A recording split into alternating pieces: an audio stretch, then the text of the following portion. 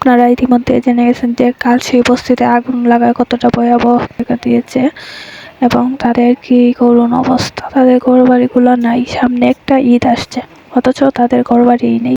আগুনটি কিভাবে লাগছে, কারা লাগিয়েছে বা কিভাবে আগুনের উৎপত্তি হয়েছে তা এখনো কোনোভাবেই জানা যায়নি। দেখুন কি ভয়াবহ আগুন লাগছে এবং তা ফায়ার সার্ভিসের 15টি ইউনিট এসেও তাদের ঘরবাড়ি ফিরিয়ে দিতে পারে নাই। সব কিছু জ্বলে পড়ে একদম চারকার হয়ে গেছে। Fire service, police, RAB, army সবাই দল নিয়ে এখানে এসেছেন। এই আগুনটি নেভানোর ক্ষেত্রে সবাই সাহায্য সহযোগিতা করছিল, কিন্তু আপনারা তো জানেন বস্তিতে আগুন নেভানোর মতো যে পানিটুকু দরকার সেই পানিটুকু পর্যাপ্ত এখানে ছিল না এবং বাহির থেকে পানি আনতে ট্রাঙ্ক আনতে যেয়ে অনেক দেরি হয়ে যায় এবং পুরো বস্তি পুড়ে চায়ের কার হয়ে যায়।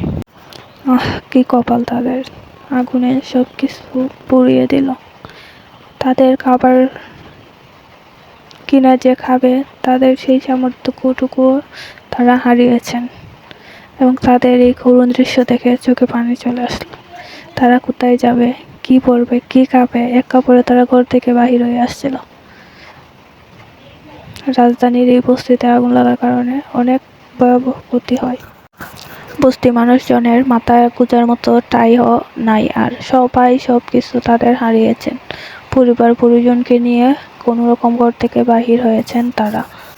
কি আগুন লাগছে, চারপাশে শুধু ধোঁয়া আর ধোঁয়া, অন্ধকার, কিছুই দেখা যাচ্ছে না, শুধু আগুনের লাল আভা আর ধোঁয়া ছাড়া কোনো কিছুই দেখা যাচ্ছে না। ফায়ার সার্ভিসেরা তারাও ধোঁয়ায় ক্ষতিগ্রস্ত হয়ে তারা সামনে এগোতে পারছে না।